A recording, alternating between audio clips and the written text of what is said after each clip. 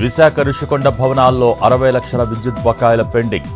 బకాయిలు చెల్లించాలని ఈడీపీసీఎల్ నోటీసులు. రోజు 2000 యూనిట్ల విద్యుత్ వినియోగం. గత ఏడాది నవంబర్ నుంచి కరెంటు బిల్లు కట్టకపోవడంతో నోటీసులు.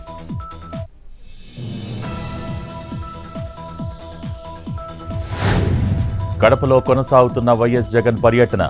నేడు పులివెందులలో వైఎస్ జగన్ ప్రజా దర్బార్.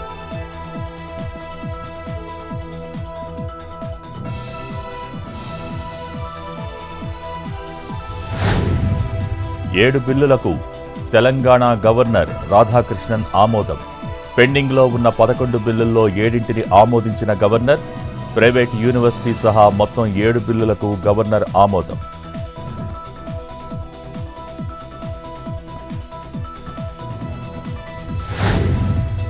హైదరాబాద్ ఖాజాగూడలోని ది కేవ్ క్లబ్లో డ్రగ్స్ కలకలం.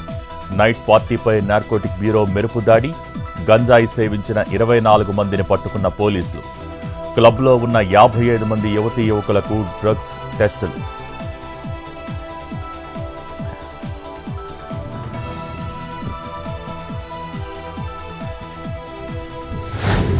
తెలంగాణలో ఇవాల్టి నుంచి ఆషాఢ బోనాలు. గోల్కొండ జగదాంబిక దేవాలయంలో బంగారు బోనంతో షురు. ఈ నెల 21న ఉజ్జయిని, 28న లాల్ దర్వాజా బోనాలు. ఆగస్టు 4 వరకు జరగనున్న బోనాల సంబరాలు.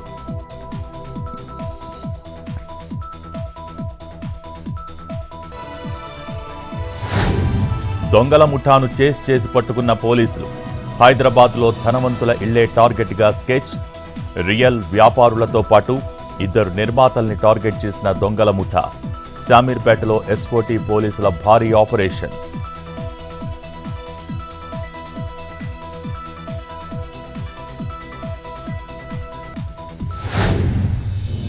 నేపాల్లో వరద బీభత్సం. ఏకధాటిగా కురుస్తున్న వర్షాలతో ఉధృతంగా ప్రవహిస్తున్న నదులు. కాలనీలను ముంచేస్తున్న వరద. పలు ప్రాంతాల్లో నీట మునిగిన వాహనాలు.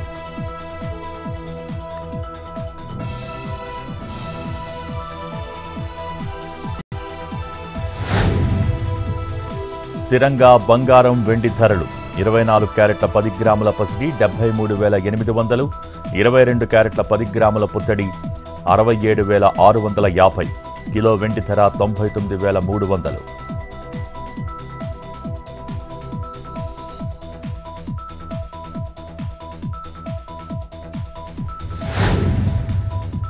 తిరుమలలో ఎల్లుండి శ్రీవారి ఆలయంలో కోయిల్ ఆళ్వార్ తిరుమంజనం.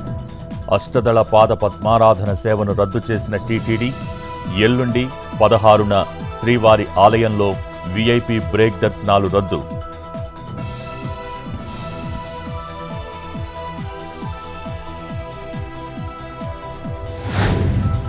నేడు పూరి జగన్నాథుని రథయాత్ర. జగన్నాథ, బలభద్ర, సుభద్రలకు 3 రథాలు ఏర్పాటు. రథయాత్రలో పాల్గొనున్న రాష్ట్రపతి ద్రౌపది ముర్ము.